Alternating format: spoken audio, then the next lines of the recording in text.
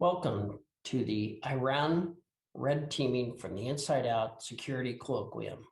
I am Doug Gerard, the Chancellor here at the University of Kansas.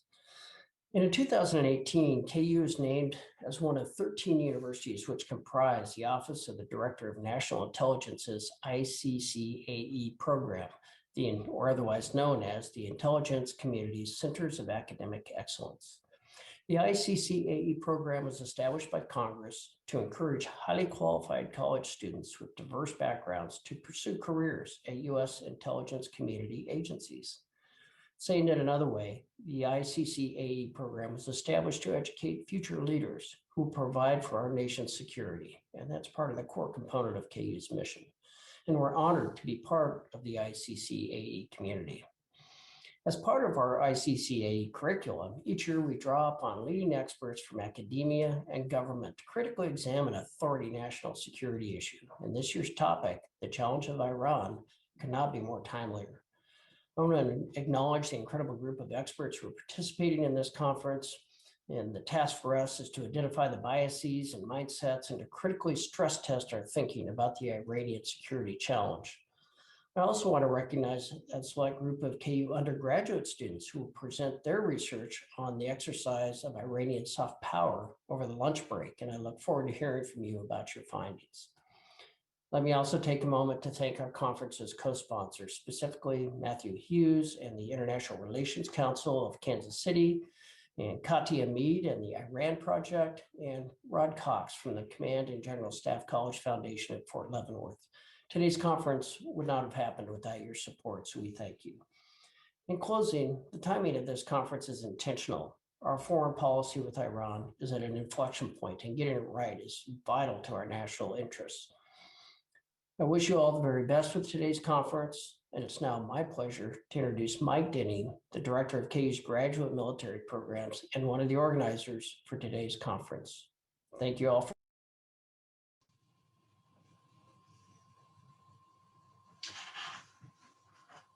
Thank you, Chancellor Gerard. I am Mike Denney. I'm one of the hosts for today's colloquium. And before we begin with our first panel, I would like to recognize Matthew Hughes, the Director of the International Relations Council for Kansas City. Matthew. Mike, thanks so much. And thanks to you and your team for all your hard work in pulling together this special colloquium today. As Mike said, my name is Matthew Hughes, and I have the honor of serving as the Executive Director of the International Relations Council in Kansas City. It's our great pleasure for the second year now to be part of the planning team for today's colloquium. Today's look at Iran from the inside out will be a unique narrative that we don't always get to hear in such a comprehensive way, and we're really pleased to be part of it. For those of you who don't know, the International Relations Council strengthens Kansas City's global perspective by maintaining an active dialogue around world events, global issues, and their impact on our community. As a nonpartisan educational nonprofit organization, the IRC values informed civil discourse, accessibility, and substance as we work to sharpen our community's 21st century global acumen. Please learn more about the IRC, including upcoming events and how to join as a member at irckc.org. You might especially enjoy next week's Global Horizons Day of programming on Thursday, April 29th. I echo Chancellor Gerard's comments about the esteemed slate of expert panelists and moderators who will join us throughout the day. They're going to guide us through this unique narrative that we don't get to hear very often, going from Iran's domestic perspective and view of the region and world through regional and international powers, and ending with how the US may consider approaching Iran going forward. We are indebted to the ICCAE, as well as Katia Mead and the Iran Project for their incredible support of this program. Mike, thank you again. We look forward to today's conference. Thank you, Matthew. I appreciate it. Now it is my distinct privilege to introduce the individual who will be making the introductory comments, as well as our first moderator. Chris Hoch has served as the National Intelligence Officer for Iran as part of the National Intelligence Council, which is under the Office of Director of National Intelligence. And he's been in that role since 2019. And the National Intelligence Council, or the NIC, is really the locus within the US government for all interagency and coordinated strategic analysis. Their work represents the coordinated judgments of all of the departments and agencies within the U.S. intelligence community. And Chris leads that effort for strategic analysis for Iran. Chris has over 22 years of experience working on the Iranian issues for the U.S. government, and he served in 3 overseas tours in Jordan, Afghanistan, and the UAE. Chris, it is my pleasure to introduce you. Thank you very much. Thank you, Mike, for that very kind introduction. And I'd also like to extend my thanks to the conference organizers, Matt Hughes, the University of Kansas, and others, the Command and General Staff College as well. I appreciate the opportunity to come to you today from my living room in Virginia, which is a nice break from my office and the usual kind of things that I deal with day to day. I'd like to just take a few minutes, I guess, before the first panel, just to kind of set the stage, and I'll use my own experience as the National Intelligence Officer for Iran to kind of set that stage and kind of impart to you at least a bit of what the intelligence community and then the analysts and organizations that I represent, particularly to Denney Haynes, kind of how we have come to view Iran, particularly over the past couple of years under the maximum pressure campaign of the Trump administration, and now as a transition into the Biden administration, which certainly emphasizes kind of diplomacy and the challenges still that I think remain with Iran. So, I really appreciate kind of the opportunity that kind of the Red Team Colloquium here highlights. U.S. policy towards Iran and Iran's receptivity to engage with Washington remain salient points for policy. The workflow that crosses my desk and the support that we provide to policymakers in Washington, D.C. has not lessened or slackened at all since the transition to the Biden administration. In fact, I think it's only grown. And I think, Iran policy remains kind of a central point of focus, both for the intelligence community, but also think tanks and academic communities. So I'm pleased to kind of have this forum today where we can at least take a step back from our day-to-day and kind of explore some of the dynamics, particularly as we are at this critical juncture with essentially 2 rounds of proximity talks completed in Vienna between the JCPOA participants and the United States joining alongside, and kind of the beginning of an exploration of kind of whether the JCPOA is salvageable. Happy to answer some questions on that later, and welcome the comments of my first panelist, Robin Wright, on this as well, as I think she'll address some of those dynamics as we get into the conversation. However, I'd like to bound the conversation first, just with kind of a little retrospective or a scene setter as we kind of look back. And again, none of what I'm about to say should surprise anyone, but as I started in this job as NIO in March of 2019, the events I'm about to list, and this is it's not a complete list at all, have really kind of shaped how the U.S. government has had to approach or respond or think about Iran, which I think leaves us at the end of the day of kind of an enduring threat, which I think was reflected also in Denney Haynes's annual threat assessment testimony to the intelligence committees, which was publicly broadcast last week.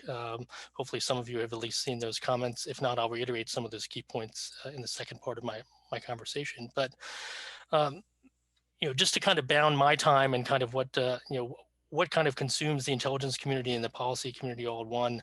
Within my first 3 weeks on the job, we had designated the IRGC as a foreign terrorist organization. Within my first 7 weeks on the job, we had also cut off significant reduction exemptions, Iran's ability to sell oil, which had already been constrained as the U.S. replaced or reinstituted economic sanctions against Iran. In response, Iran designates the U.S. CENTCOM as a terrorist organization and announces its intention to essentially start a phased reduction of its nuclear commitments under the JCPOA. We then have, in May 2019, Iran alleged to have sabotaged several tankers outside the UAE port of Fujairah. In June of 2019, Iran downs a U.S. surveillance drone over the Gulf of Oman. The U.S. prepares and then aborts a military strike in Iran in response to that drone downing.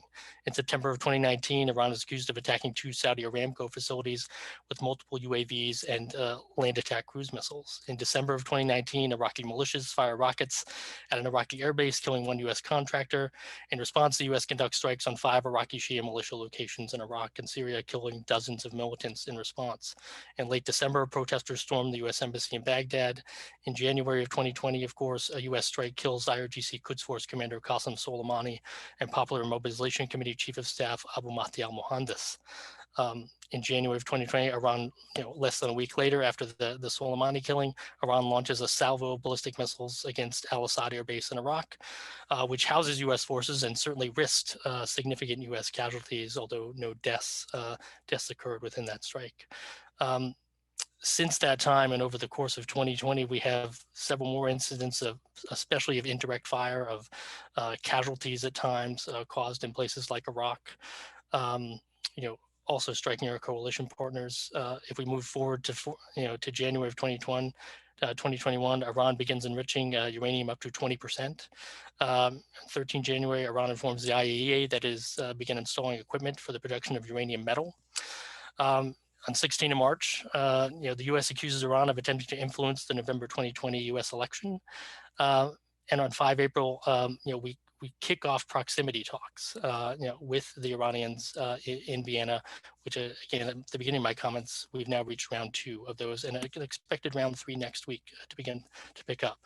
But just with kind of that quick list and overview, which is far from exhaustive, I think you can see the color with which we have, at least in the IC, have kind of come to see Iran as a persistent threat, against U.S. forces, personnel, and interests, particularly in the region. And, again, I would be remiss not to mention that, for my CENTCOM colleagues and other military personnel who serve in the Gulf, force protection is number 1, and Iran is, certainly a threat to varied U.S. interests, facilities, and kind of movements throughout the region, and that does consume a lot of time, and tease up one of the, I think, the big questions I have for the panel to explore, which is essentially, if we get to JCPOA, a renewal of that agreement, there are a whole host of other issues, but in particular, Iran's regional activities and ballistic missiles that I'll add, that would seem to be kind of next in line of interest, at least for the US, and I think several other international parties, again, particularly in the region, but I would count the Europeans and some others in there as well. But I welcome other experts' views on those. Of other things we would like to address with Iran, and I'm also happy to kind of share our opinion that Iran is reticent to kind of really get into a conversation about these tools that they have employed, I think, very skillfully in the region. But that they see as critical to their national defense, so that they are reluctant to have a conversation about that. And again, just as a reminder, I think a lot of this was captured, or the back and forth and the balance that we tried to strike in the IC was captured in the annual threat assessment testimony given by D&I Haynes last week. In those bottom lines, judgments that I think she reiterated, at least in the publicly releasable statements, and kind of reinforced in her testimony. It's the IC's judgment that Iran presents a continuing threat to U.S. and allied interests in the region, and tries to pursue multiple objectives. It's trying to erode American influence in the region. It's seeking to entrench its own current influence, especially in places like Iraq, Lebanon, Syria, and elsewhere. It's trying to project power into neighboring states. The Saudi Aramco attack is I think, one of the starkest examples we have since the Iran-Iraq War of kind of Iran's intention within the region to kind of at least demonstrate its muscularity and its kind of military prowess to its neighbors.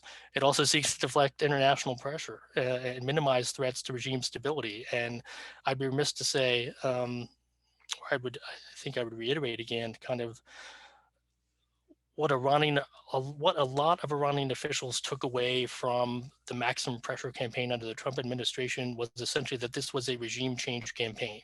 And that has, I think, an indelible effect on kind of Iranian domestic calculus in terms of how they approach the US. I think it deepens an already wide gap of mistrust and distrust of US intentions. Particularly among the most senior elements of the leadership, particularly Supreme Leader Khamenei. He was never maybe a full-throated fan of agreements like the JCPOA, but he backed, I think, their utility. But how does he kind of think about, and again, another challenge to the panelists coming up, how does he think about this in trying to renew an agreement, and what worked or didn't work the first time? We were also very clear, I think, in D&I Haynes's testimony that in our judgment that Iran is not currently taking the steps to produce a nuclear weapon, which I think is an important benchmark to keep in mind, particularly as Iran has rolled back some accesses for the International Atomic Energy Agency into its nuclear program, as it has stepped back from its commitments under the JCPOA to increase enrichment not only to 20%, but more recently to 60%. As it starts to install more advanced centrifuges in places like Natanz and elsewhere inside Iran. So again, I think the final thought I would leave you with here, and the challenge to the panelists, and the challenge that my own community faces within the intelligence apparatus, is as we approach kind of negotiations and kind of layering on the lessons learned particularly over the last 2 years, how do we think about a durable agreement? What are the elements that kind of get us there, or have to get us there, or that we have to address? And I think those are very different starting points in some ways, or at least starting points from a JCPOA, which I think there is still utility seen from the Iranian side in that, or at least some quarters of the Iranian leadership. I think there are some doubts as well of whether that agreement has given everything that Iran expected it. There are certainly some shortfalls there domestically. I would reiterate, certainly the policy guidance is to pursue a diplomatic solution with Iran. We have backed away from, no interest in regime change. Again, I would say that's a much more enduring threat that the Iranian, or at least some elements of the Iranian leadership, tend to hold and have been reinforced in recent years. So how do we square that with kind of getting to a durable agreement, particularly one that adds on things like Iran's regional activities, like Iran's ballistic missile program, and again, my final comment on that would be, particularly as an analyst or a representative of analysts who kind of look at Iran, there also is, I think, an imperative to kind of examine their national security interests. The Iranians, for this, say how they see themselves in the region, and how they see themselves, vis-a-vis other kind of dangerous trends and powers. ISIS, the rise of Sunni extremism that threatens Shia communities, that threatens Iran. How they square themselves against a nuclear state with Pakistan on its border. How they look at burgeoning nuclear programs in places like Saudi Arabia or elsewhere in the Gulf. How do they look at U.S. weapon sales or other foreign powers' weapon sales to the states that surround them, where, again, the continued international position, or at least the U.S. position, is that Iran should not have access to advanced kind of weaponry, air defenses, and other things. So with that, I'll stop my comments there with providing a quick rundown. I'd be happy to introduce the first panelist here to give her opening remarks. Robin Wright, long known to me. I benefited from her work greatly over the past couple of decades as I've followed Iran. Some wonderful books that sit on the back of my bookshelf as well, so I have appreciated that. Robin, I very much look forward to kind of your thoughts on kind of Iran's, kind of how did we get here type of conversation. And I think your kind of interactions, having traveled to Iran, a luxury that I have not had during my career and probably never will. I'll self-admit that the Iranians probably would not let me in, but really look forward to kind of your comments, and I'd be happy to kind of pick up and have a dialogue with you about just kind of some of maybe the points of overlap or the points of contention that we see between Iran and the United States moving forward. Robin, over to you. Thank you so much, Chris. I'm delighted to join you this morning. I have always been fascinated by Iran. I first went there as a young reporter in 1973 during the monarchy, and then covered the revolution and the hostage taking, was on the Iranian front lines during the Iran-Iraq War, and have covered almost every crisis and many elections along the way. I've interviewed the last 5 presidents and once had breakfast with the supreme leader, so I know some of these characters personally. I was given the unenviable task of talking about, as part of the red team exercise, how we got to where we are. I was asked to outline Iranian history, 7,000 years dating back to the Iron Age, and how we got to where we are today. So I'm going to do that with 10 quick points because I really want to open up to the dialogue that Chris and I are supposed to have. We as Americans don't look at the United States and don't define it simply as who our president is, whether it's Donald Trump or Joe Biden or the different kinds of presidents we've had over the year. The same is true with the Iranians. They look at their rich history. They think of who is their George Washington and what were the fundamental principles that formed their state. And as I mentioned, Iran can be traced back to 7000 BC. It was not just the first great empire, it was also the first great superpower on earth. And it is now one of the longest continuous civilizations, but it has had a lot of rocky road experiences along the way that have shaped the mentality and particularly the psychology of how it deals with the world. One of my very favorite stories about Iran is about its first great emperor, Cyrus, who was the first leader on earth to talk about how power, legitimate power, comes from the people, that no leader can dictate and assume that he has the right to tell others what to do. And he freed not only the Jews of Babylon, but all religious minorities and enabled them to create their communities, to worship as they please. One of Socrates' students, Zenon, was so impressed with Cyrus that he wrote something called the Cyropedia, the Encyclopedia of Cyrus. And it was deeply influential throughout human history in shaping ideas about power and the nascent ideas of democracy and human rights.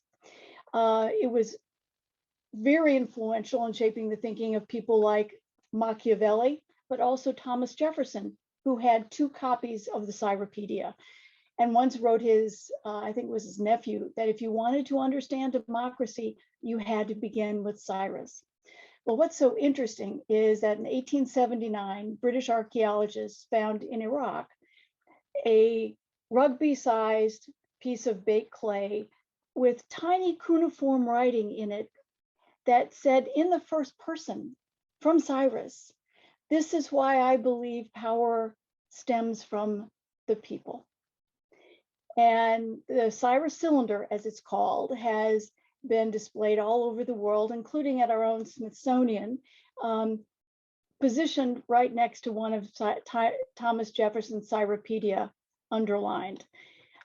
So Iranians don't think of themselves in terms of the Islamic Revolution. They think of their great history. They also look at its relationship with the outside world and the number of times that it has been invaded by the Greeks, the Arabs, the Mongols, the Turks, more recently, the Russians, the British, and of course, Iraq.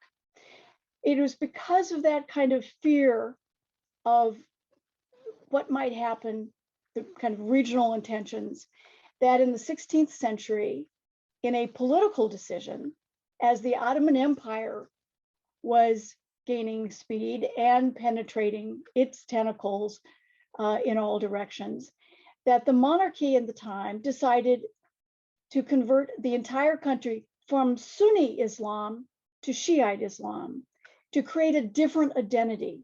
Sunni Islam had been the prevalent religion in Iran for 1,000 years. In a political decision, it converted to Shiaism to make sure that there was something to kind of differentiate, not just culturally, but in terms of something as basic as human faith. And of course, Shiaism has prevailed in Iran ever since. The fourth point in terms of history is that in the 20th century, Iran has witnessed 2 revolutions. The first was at the beginning of the 20th century, the Constitutional Rebellion, when it threw off the monarchy and created its first constitution, the first constitution in all of Asia, in fact, and the first elected parliament, which was also the first sustained elected parliament in all of Asia. And it introduced ideas of elections and empowerment, not often limited to elites, but the idea was planted. The democracy movement failed, collapsed when a semi-literate army colonel named Reza Khan led a coup in 1921. He first became prime minister, and 4 years later, he named himself the new Shah. He had no claim to create a dynasty, but this was, again, a military coup that led to him creating a new dynasty. He wanted to modernize Iran forcibly, which did not sit well with a lot of traditional families. He went in many ways too far, too fast, and only the elite benefited. This was not something that encompassed the whole country. Now, the fate of the Pahlavi dynasty took a turn during World War II because Reza Shah, as he called himself, sided with the Nazis. And in 1941, together with the British and the Soviet Union, were very concerned about whether the Germans would get access to oil supplies in the Persian Gulf and access or even control of the Persian Gulf. And so they invaded Iran. And Reza Shah was forced to abdicate, and he went into exile in South Africa, which was at the time ruled by apartheid. His son, Mohammad Reza, took over only at the age of 22. Now, there was a lingering spillover from that period. When World War II ended, the Soviets refused to leave. And what a lot of people forget was that the first crisis of the then brand new United Nations was the Security Council ordering the Soviets to withdraw from Iran. Truman issued his famous ultimatum to Stalin, and it led to real tensions. And eventually the Soviets did withdraw. But again, this was a moment when Iran was invaded, occupied, and there's this mentality of the outside world is always trying to get access or take over Iran. So in 1953, we're in 7 of my 10 quick points, was another pivot. In 1953, Mohammad Mosaddeq was elected prime minister, and he was a very dynamic member of parliament who advocated for secular democracy. He was wildly popular. He introduced a broad range of social and political reforms, everything from social security to land reforms, and most controversially, to nationalizing Iranian oil, which led to shockwaves in the West, which had dominated Iran's oil flows. And the CIA and British intelligence mobilized a coup against Mosaddeq. The first one failed. It had been endorsed by the Shah, and the Shah was forced to flee to Rome. So the CIA and British intelligence then ordered a coup, and it succeeded, and the Shah was returned to the throne. So from the Iranian experience, they think that twice in the 20th century, they tried evolutionary change in introducing a parliament, getting rid of the monarchy, not once, but twice, only to have, with the encouragement of the outside world, monarchies or autocrats return to power. So 2 evolutionary processes failed. In 1979, with the Shah increasingly unpopular, you saw the revolution that was very much not just against the Shah, but against the kind of Western influence that had propped him up, particularly by the United States. And I will never forget covering that revolution. Now, one of the things we've got to the revolution, so I have 2 more points. One is the one thing that has shaped Iranian society the most, and I'm talking about society here, is that after the revolution, the clerics called on Iranian women to breed an Islamic generation. And boy, did they. The population went from 34 million to 62 million in a decade. And the clerics realized, whoops, we can't feed, clothe, house, educate, and eventually employ all those numbers. So after a decade, and the average family by that point had at least 6 children, they introduced a family planning program that everything was free: condoms, Norplant, IUD, tubal ligation, vasectomy. There was a water tower in Tehran that had an English and Farsi vasectomy clinic here. They hired 35,000 women to go door to door to preach the benefits to women of family planning, that the children would get better educations, the women would have better lives, and there'd be more money for defense of the nation. They also made it a requirement that to get a marriage license, you had to go through a family planning class. And I went to one of them. And many of the couples were arranged marriages. They didn't really know each other. They'd met maybe 3 weeks before. And these classes were incredibly graphic. You know, they had a huge condom over a huge phallus to explain, you know, birth control. And I have to say, I learned a lot. But what happened was Iran then brought the family size birth rate down to 1.8 children, less than replacement. And what it created was, from that decade, a baby boom, the largest in the world. It's extraordinary. More than half of Iran's population comes from that decade of kids. And what's interesting is now they're old enough that they're voters. And now they make up over half of the voting population. And I call them the determinators, because they are the ones who will determine Iran's political future. They were all born after the revolution. They have no experience of the monarchy, and they are incredibly influential. These are also kids who were well educated. Iran closed the gap between male and female education, won the UN highest award for education, because women, the traditional families trusted the system to let their girls go beyond elementary school. And so they're neck and neck in terms of education, and there are more women in Iranian universities today than men. So that gets us to today, and Iran's relationship with the world and its own transition. And one of the things that's really important to understand is we're now 42 years after the revolution, and the revolutionaries are dying out. Many of them are already gone. The supreme leader, who's now been in power more than 30 years, is going to be 82 on July 16th. And the actuarial charts would tell you that in the next decade, he is likely to fade from the scene and be replaced. Iran also, on June 18th, faces a presidential election. Iran has term limits in its constitution. And so President Rouhani, who came into office promising, let's do a nuclear deal, let's deal with the United States, let's get sanctions lifted so we can improve the economy, let's reform society, will leave office in August. And one of the things that's important to understand about the election is that the only candidates who have registered so far, and the election is 2 months away, are 2 members of the Revolutionary Guards. There will be more candidates. Registration doesn't formally begin until May 16th.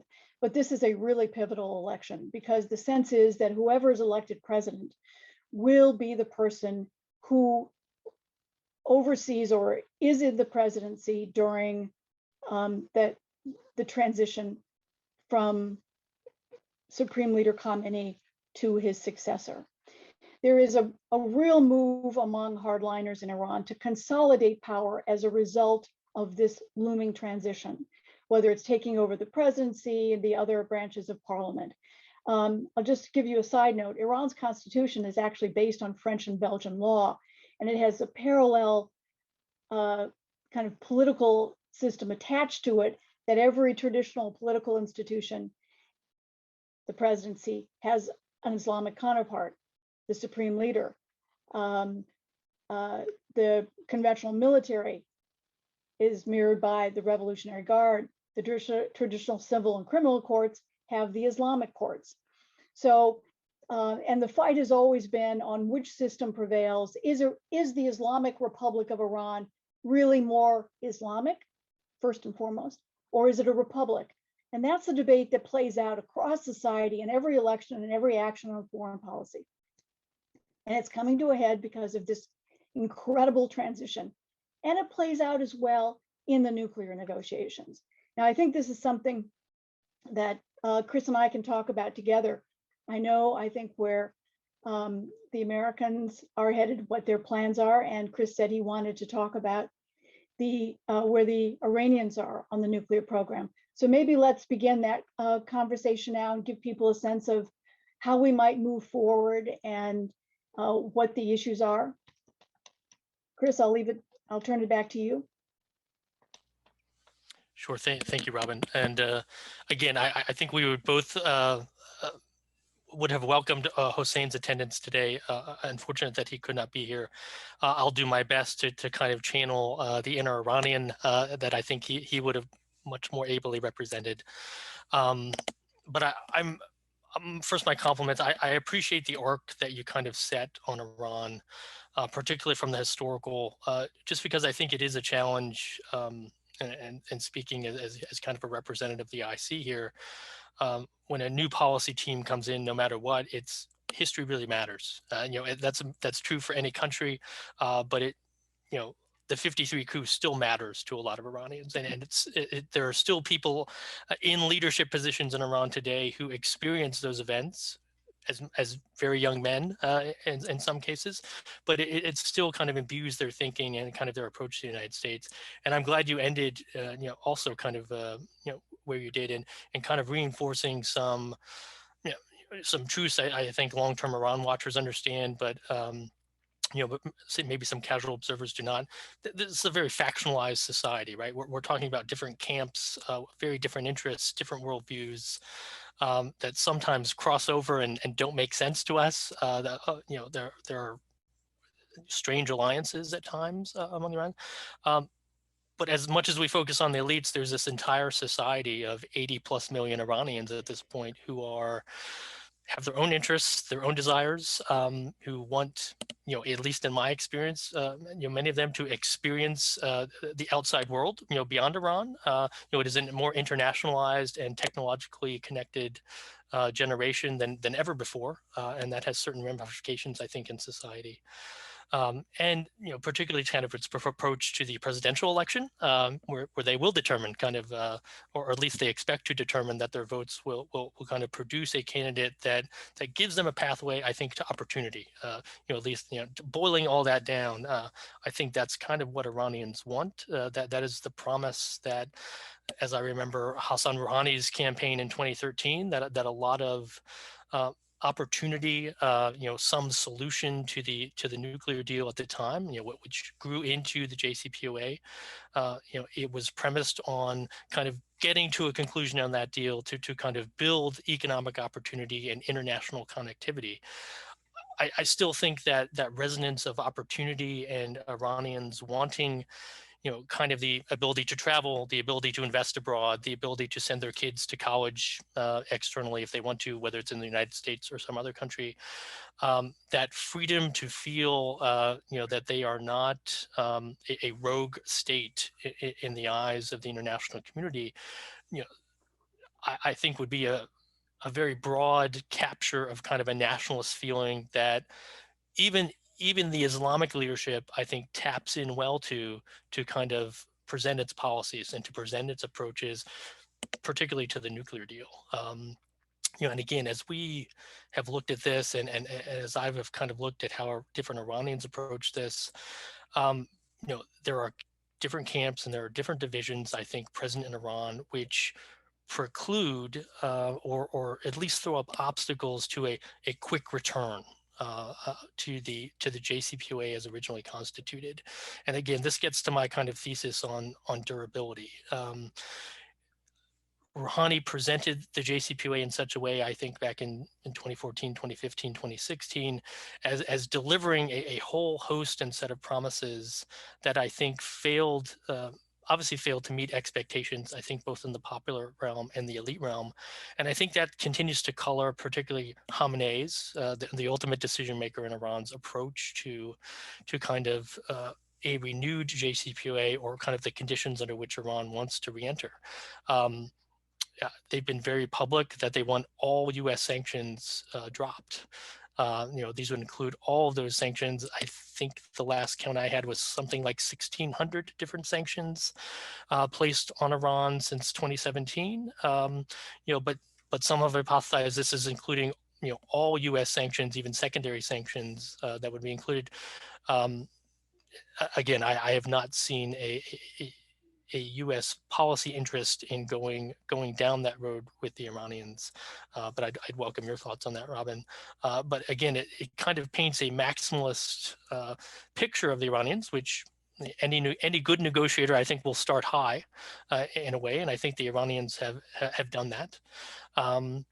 They actually want to see sanctions relief, I think, materialize before they make movement on anything. So, they would want to see the ability to buy and sell oil abroad, to actually see money or payments for that oil or petrochemicals or metals or whatever else they want to export, to come back, to work its way through a banking system somewhere and to materialize as money that the regime has control of, that it can use to pay salaries, that it can use to invest in development projects, and yes, to invest in its own defense, which probably includes money going to entities like the Islamic Revolutionary Guard Corps, and the Quds Force, responsible for a lot of regional activities. So this really sets up kind of the, I think one of the first, at least, kind of intractable questions we have when it comes to the U.S. Where is that meeting point in the middle? And the Iranians have started on kind of, I think a maximalist end. I read essentially kind of in internal Iranian politics that President Rouhani, probably his foreign minister and others, believe and are confident that there's still a pathway to a deal. But my belief is that the hardest selling point is not in negotiating halls in Vienna. It's actually when you bring back a deal to Tehran. And I would argue the same in other capitals. How do the Chinese and the Russians, how do regional states, ultimately, how does the United States take whatever can be agreed upon in Vienna, and can that fit the same framework of a JCPOA? What further steps, both policy and kind of, both in political capital that one would have to expend to kind of sell a deal? And again, I think that's another hesitation for Khamenei, who attached his heroic flexibility back in the day to getting to a JCPOA, his ability to kind of sit down with the Americans to authorize that. It's a black eye for him in some ways of having signed up to JCPOA, which ultimately I think in his mind failed on many levels. Again, I would be reticent to say that the Iranians are not interested in some type of engagement. I think they are. I think their conditions and their starting points are somewhat different from the United States. Robin, I'd love your first impressions on kind of where maybe you see the U.S. or any reaction to my comments, please. So I think, first of all, we need to dissect what is actually happening. And at the moment, we have the first process of what is likely to be at least two very different processes. And the first one is trying to get the United States back into compliance and to lift sanctions, and the Iranians to roll back the breaches. It began in 2019 in response to President Trump's maximum pressure campaign. Iran, when Trump left in 2018, Iran did honor its obligations for 13 months. But as more and more sanctions were imposed on Iran, it began to breach in terms of increasing its stockpile, increasing enrichment. And these are the things that the United States wants to do. Now, one of the problems, it seems like a straightforward thing, right? US lifts sanctions, Iranians roll back their breaches, and we move on. Not so fast. What happened during the Trump administration, and it was very clever by the administration, because it wanted to force Iran's hand. It didn't work. Iran did not come back to the negotiating table.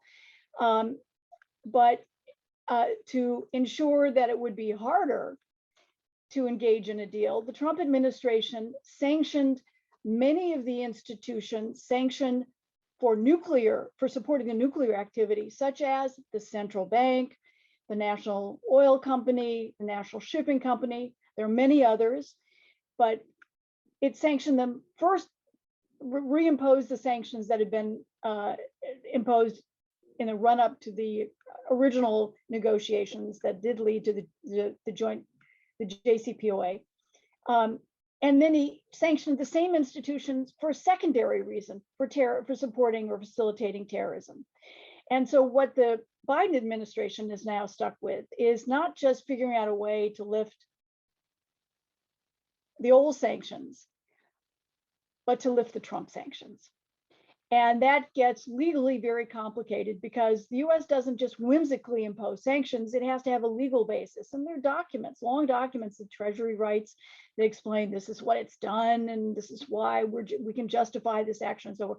So it's a very complicated legal thing to deal with those secondary sanctions. And of course, Iran, if the Biden administration did lift the old sanctions, it wouldn't do Iran any good in terms of gaining the economic benefits that it was pledged under the nuclear deal because of the secondary sanctions. So this is where it gets very complicated for the United States. Now, it's a little more complicated for the Iranians too, because it's not just their breaches that we're worried about.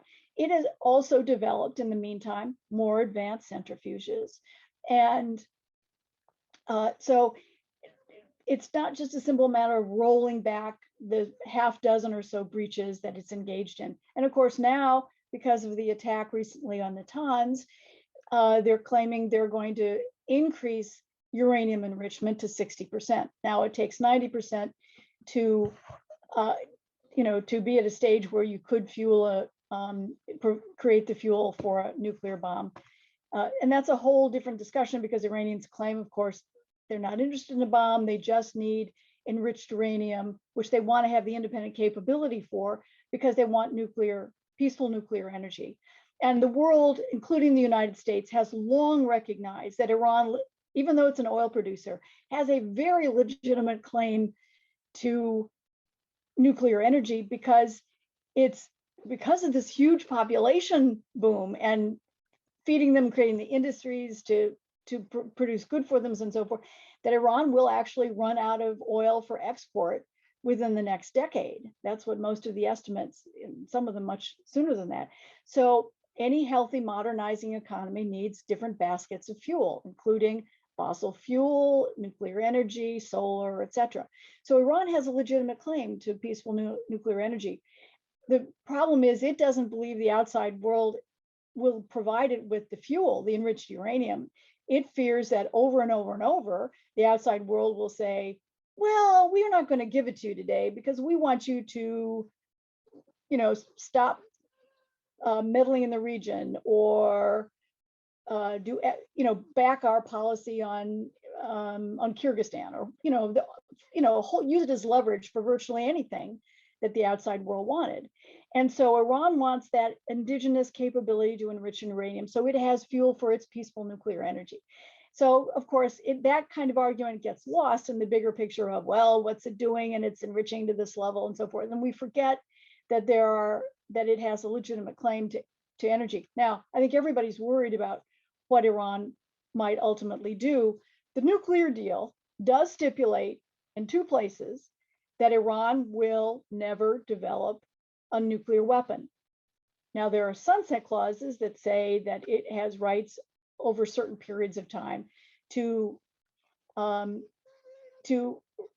get back to some of the activities that were originally limited by the deal.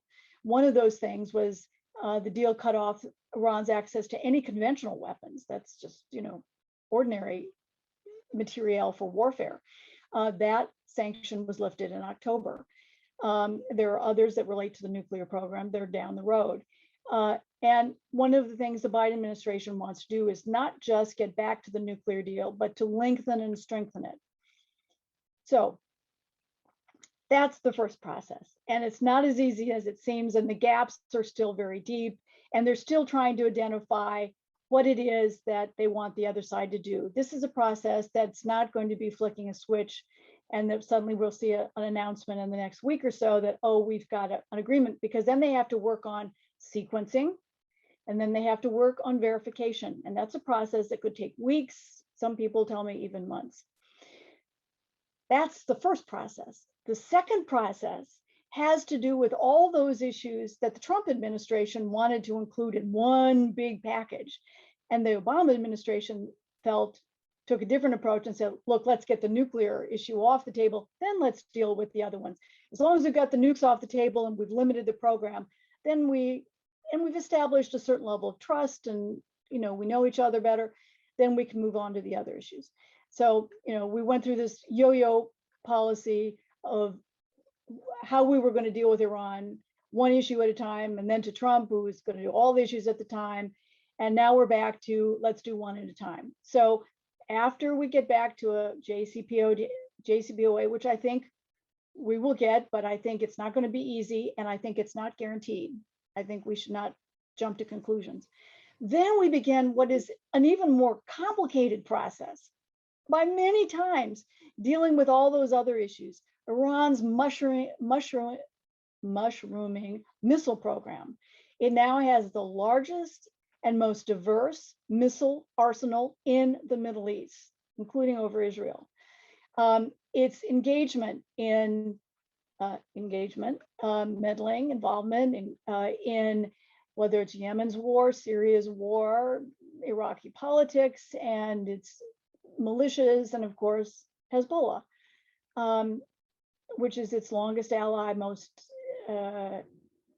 most forceful militia of all of them in the Middle East. It now has its own little franchises. So, and that's going to be much more complicated. And I think that will be a process that's not just the world's 6 major powers, but is going to bring together the Saudis, the Israelis in some kind of broader format that has the rubric security.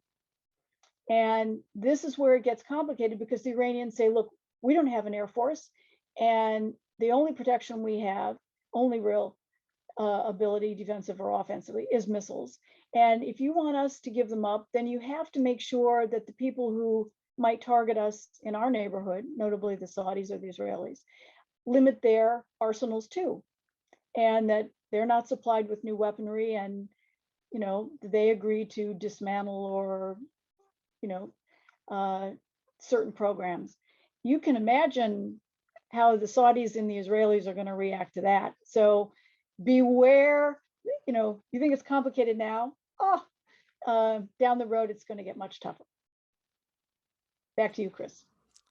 No, Robin, I couldn't agree more that there's a much more artful way of saying it's complicated, which I think is sometimes the version my community is left with. But no, I would pick up on a couple strands of your comments and just kind of reinforce those. And I think this relates to some of the questions, at least I've seen been popping up on the Q&A tab.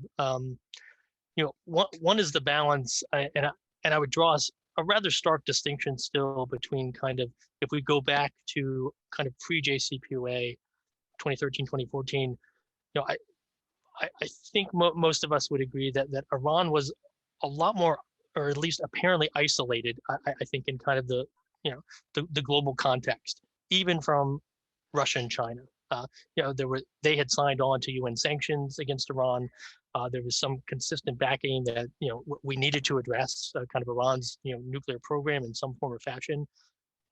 I do not see that consensus currently, and I think Iran is very confident actually in kind of the positions that Russia and China have taken, and we can't dismiss kind of the great power competition between the United States and Russia and China, as it includes Iran, but also a whole host of other issues in the globe. Iran being one of them, and I think Iran has become very adept, other than it always has been so, to drive wedges between U.S. policy aims and kind of other national interests. Chinese economic ones being kind of some of the most, I think, transparent within the region as it seeks investment. The long rumored of China-Iran strategic agreement that has been signed that promises, so much, hundreds of billions of dollars, if you believe the press reports, of investment over the course of that program. I would argue that's a drop in the bucket of what Iran probably needs, to sustain its oil industry and things like that. But it does give Iran leverage, or a potentially a reason to pivot east. I still think the society and a lot of the elites would still like to strike that balance, if not shade a little towards the west. They still want to send their kids to colleges in places like the UK or Canada. They still want, or the reputation of Western kind of top tier technology and equipment and investment and other things like that, which have, to their minds, I think, still within the Iranian business community, within Iranian elites, within Iranian society, still has resonance as being a lot more reliable than long rumored, but I think so far little delivered Chinese promises of significant investment in Iranian industries. We can't ignore Russia as well, and I'm looking forward to the comments on the panelists later when we kind of talk about those countries. But you also leave, or you kind of tee up kind of the issue of Israel and kind of the other regional states. And again, the GCC has been very public just recently about kind of its opposition to, or at least its seeking of more transparency about what the conversation in Vienna looks like and what it includes, and linking certainly its interest to, as you tee up, Secretary Blinken's comments, to get to a longer and stronger deal, which if I flip to kind of the Iranian mindset, that's a conversation I just don't want to have, or I don't want to have with kind of the US in the lead in particular, because again, historic distrust,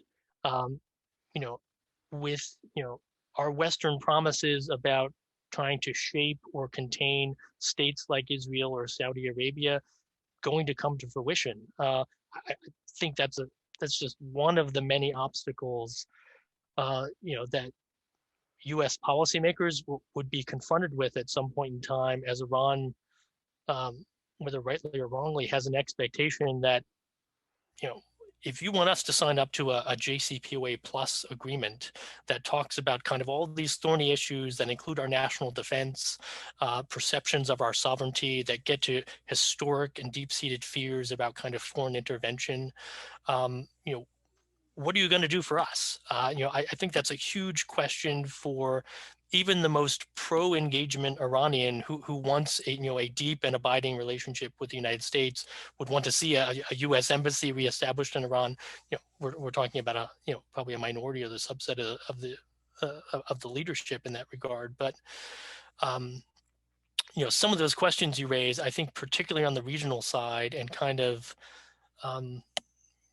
again, I would defer to my colleagues on Israel and maybe the Gulf, but there is hesitancy on those states, I think leaderships in particular, to put a lot of faith in a JCPOA process right now, not knowing the confines of a deal, getting to kind of the different buckets of things that you would have to talk about, until kind of the rubber meets the road on a longer and stronger deal that deals with Iran's regional activities, interventions, manipulations of regional conflicts and politics, and its ballistic missile program. It's so hard to imagine that. We might be talking a year, 2 years, kind of in a best case scenario, to kind of where Iran might feel like it's positioned for that type of conversation. And frankly, it might be a post-Khamenei type of conversation under a new leader. So can I weigh in just quickly? First, on the Iran-China deal. Look, this is the 21st century. The whole world is pivoting to China, whether it's as an ally or an adversary. But I think we would make a mistake in overrating the Iranian-China deal. China does this with a lot of countries, and this is not unique. So China buys more oil from Saudi Arabia, and which it sees as a more, I think, reliable, or isn't much negotiating, prices and stuff. So I worry a little bit about Iranians. At the end of the day, prefer Western products.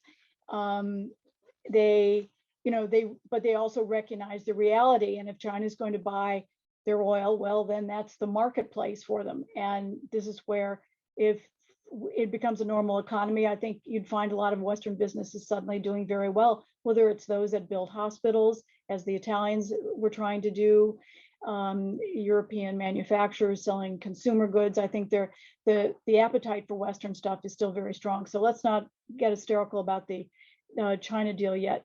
And I also think that while the Iranians know how to play every delegation, the fact is for all the differences between the United States and Russia, the United States and China. Remember, President Biden has called Vladimir Putin a killer. And it said that Xi Jinping doesn't have a democratic bone in his body. And yet, the 6 major powers spent 2 years negotiating the JCPOA, and they're back in Vienna. And I think they all speak with one voice. There isn't a lot of deviation when it comes to what both sides have to do. The third point is, I think let's drop this language of JCPOA plus. We're talking about 2 very separate projects. One is the nuclear deal, and the second is everything else. And it will not be a JCPOA 2.0 or plus. It will be a different set of players over a different set of issues. And I agree, it's probably going to take a very long time. How they, they'll probably have working groups that may meet, but just getting the Israelis and the Iranians in the same room, we may find, you have to have more proximity talks, and it gets very complicated. And do you really think that Mohammed bin Salman is going to be, nurturing a deal with Iran? Then on the periphery, we have all this mischief that's going on in the background, whether it's the strike at Natanz, or there were exchange of missiles or an errant missile supposedly hit Israel overnight near the Dimona nuclear plant, their facility.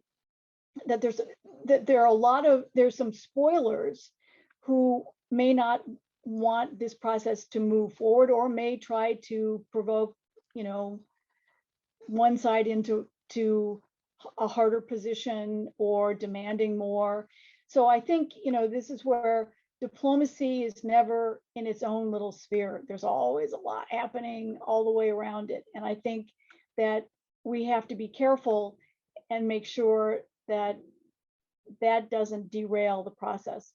That is going to take longer than I think people had hoped it would. Well, either one, the first process or the second separate process, not JCPOA plus.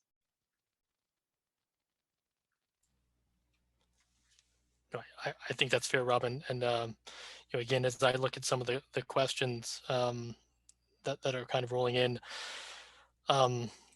just to try to close those, asking about the likelihood of military conflict, I think it gets to your point of a whole host of groups, and I would include Iran in this. If you look back over the past 15 to 18 years in the region, Iran has benefited from conflict, chaos, instability. Would it see, or at least some elements of, maybe particularly the Quds Force, see some, and kind of its proxies and partners throughout the region, would it see some utility in just kind of keeping that environment as chaotic as possible? Not only to threaten U.S. forces which remain in the region, which I think their track record over the last 2 years has demonstrated that they're more than willing to do. They recognize that is a leverage point they have against us. So I don't, again, another reason why getting to a bargaining position on Iran's support to regional groups or proxies or interventions in places like Syria, it's a non-starter for the Iranians, at least in the near term. And the price would be extremely high, I think, on the other end. You mentioned Israel. That is a trajectory that I just see as more worrisome, regardless of JCPOA. Iran and Israel seem to be kind of in very different places in terms of a regional conversation, right? Particularly, and I think exacerbated by Iran's perceptions about the Abraham Accords, and kind of what entree that gives to Israel that much closer to Iranian borders, access to Iranian citizens who frequent places like the Emirates or elsewhere in the Gulf. It just raises a lot of, I think, intelligence and counterintelligence concerns that the Iranians have long feared, that the Israelis pursue. And again, yeah, I don't mean to overstate the China deal. It's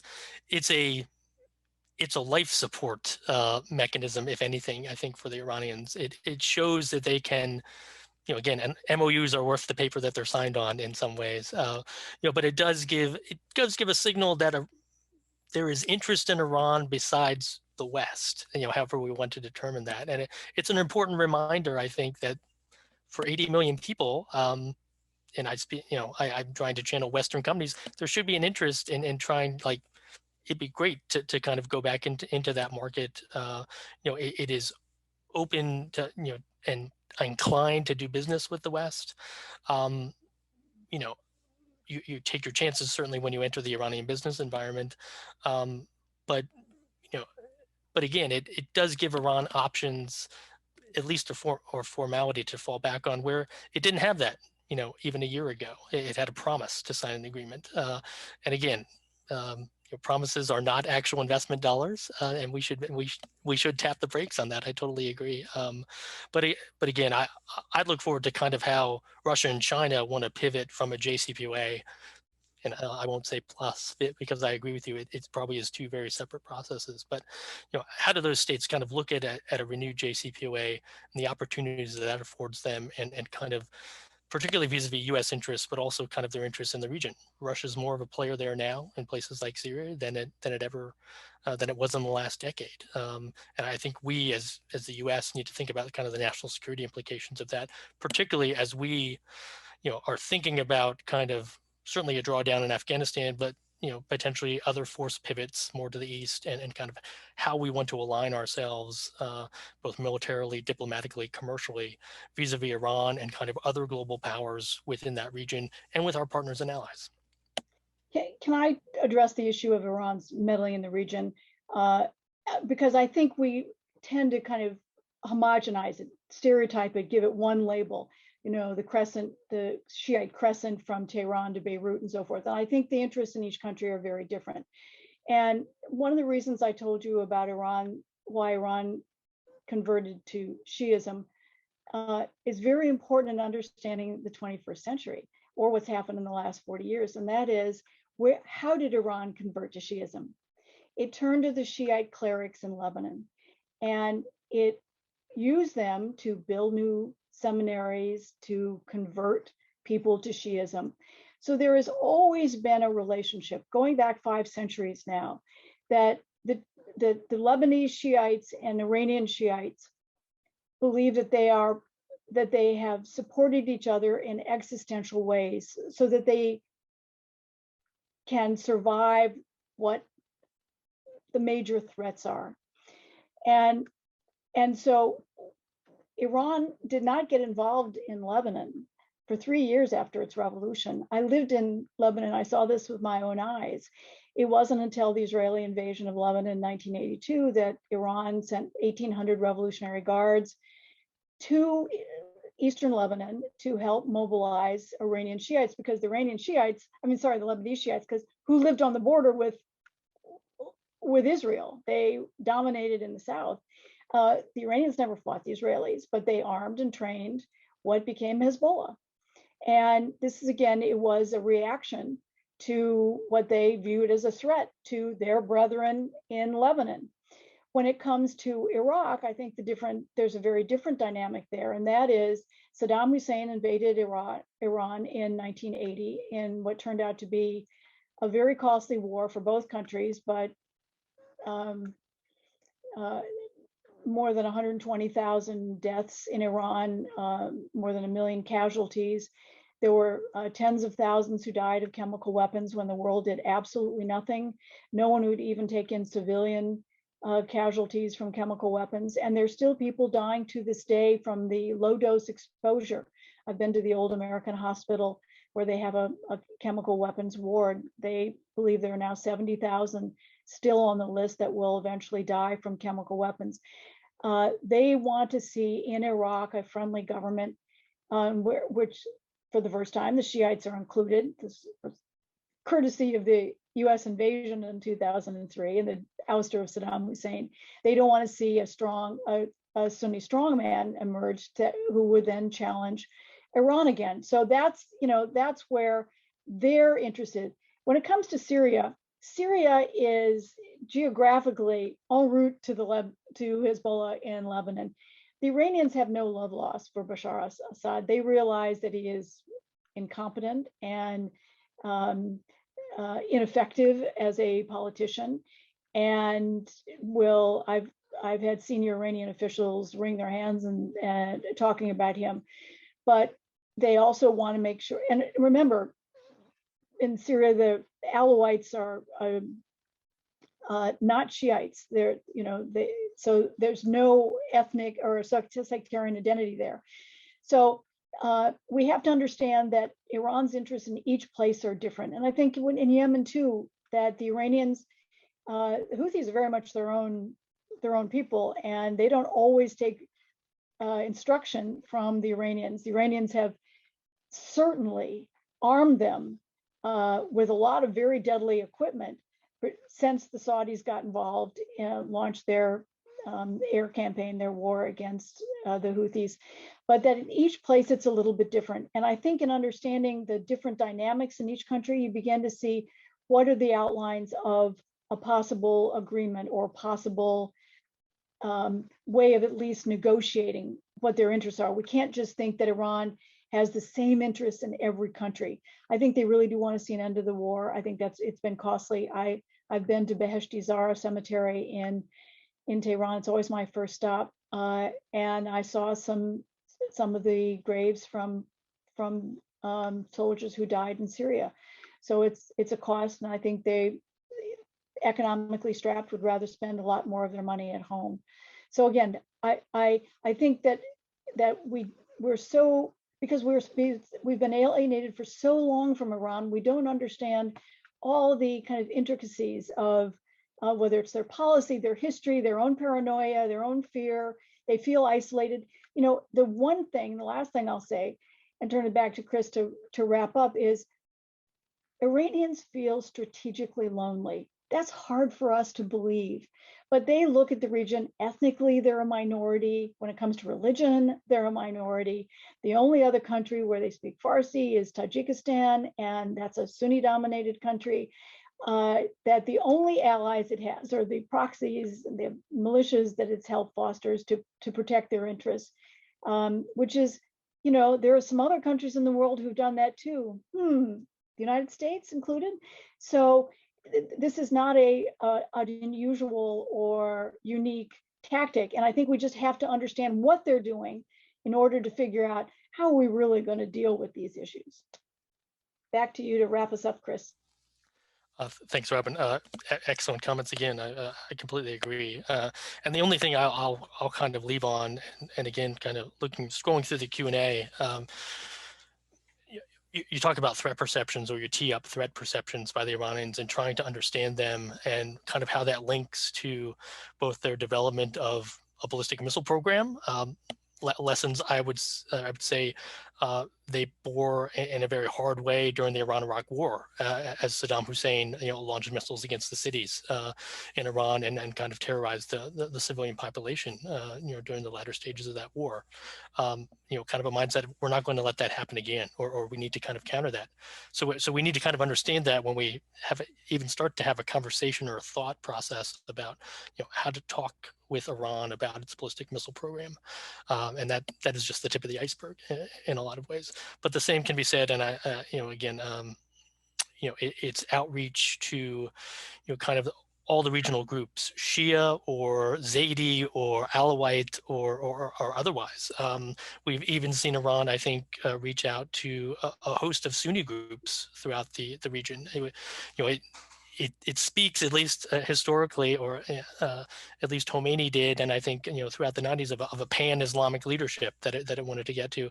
It's been by both its actions and I think some of its rhetoric and other things has been drawn into a more sectarian kind of divide, and that is another thing that is just kind of a divisive. It's another hurdle to talk about as we get into the kind of the region, as others. I'll use the Shia Crescent example. Kind of see this Shia Crescent being built between Lebanon, Syria, Iraq, into Iran, and Iran would like to see it probably extend some places into the Gulf, or at least have assurance that Shia communities there are protected, as it's kind of stepped up in places like Bahrain and the eastern provinces of Saudi Arabia. There are interests there for the Iranians even as well. But again, so a final comment on kind of the U.S. One of the questions relates to it isn't our own force presence kind of driving Iran's ambitions vis-a-vis its missile program, vis-a-vis kind of its its alliances with Iraqi Shia militia groups, because of our invasion there and kind of how it read internal politics during the U.S. Essentially occupation of Iraq up through 2011.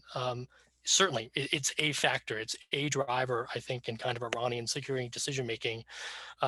We can't divorce ourselves, but there's also kind of much longer standing Iranian ambitions in the region. It has a great imperial kind of legacy here that also kind of inculcates its mindset when it comes to kind of like what military capabilities do we build, how do we see ourselves vis-a-vis and I'll use an Iranian language as I interpret them, kind of an upstart regime in Saudi Arabia, right?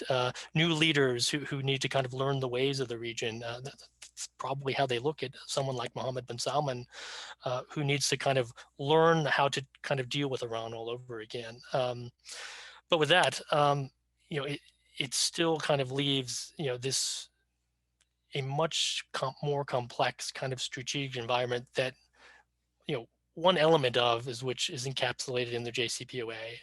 It doesn't get to all of kind of these other conversations that I think we would like to have with the Iranians in a way, but again, it's a long road to kind of get there. With that, I'll turn it back to Mike, and thank you everyone for your time, and Robin, thank you again for your much smarter comments than mine today. Over to you, Mike. Chris and Robin, thank you so much. What a excellent way to kick off today, and certainly teed up a lot of questions for the other regional panels that we'll be discussing.